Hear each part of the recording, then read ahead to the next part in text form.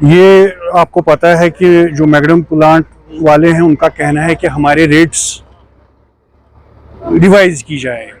ایک ہرموز کی وجہ سے اور ایران جو امریکہ کے ساتھ جنگ ہو رہی ہے اس کی وجہ سے سپلائی بھی متاثر ہوئی اور اس کی ریٹس بھی. اب چونکہ یہاں پہ یہ آلریڈی ہمارے بجٹ میں تھا، یہ حمید صاحب ہمارے بسم اللہ کنسٹرکشن کمپنی کو یہ 3 کام مل گئے تھے. ایک اس کی میگڈمائزیشن، ایک لال پورہ پہل جس کو بولتے ہیں، اور ناگبل، ایک ہی کمپنی کو.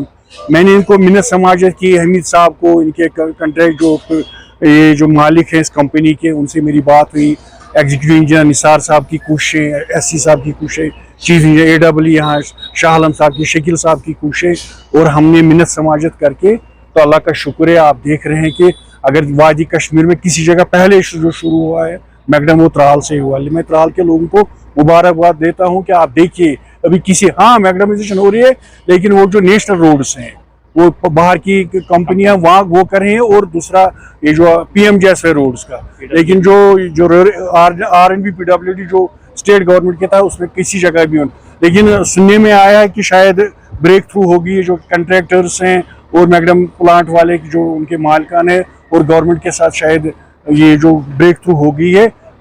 ہوپ فلی میرے اور 11 کلومیٹر روڈ تو ایک یو ٹی کیپیکس میں ہے سی این ٹی میں، دوسرا میرا ایک یو ٹی کیپیکس میں ہے، وہ کہتے ہیں کیا پنیر سے لے کے مندورہ اور پنیر سے لے کے پنگش. میں ہوپ فلی میری کل بات ہوئی، جو کنٹریکٹر ظہور میر صاحب ہیں، میں نے ان سے بات کی، میں نے ان سے منت سماجت کی مہربانی کر کے اس روڈ کی بھی حالت دیکھیے.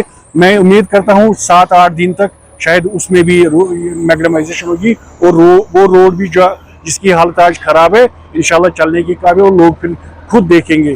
میں ایک بار پھر شکریہ کرتا ہوں آر این بی کے ایگزیکٹو انجینئر صاحب کا، اے ڈبل ای صاحب کا، سارے ڈپارٹمنٹ کا، ایون جو سیکریٹریٹ میں ان کے اے سی ایس ہیں، منسٹر ہیں، ان کا بھی شکر گزار ہوں، کیونکہ شکریہ تو ظاہر کرنا ہے.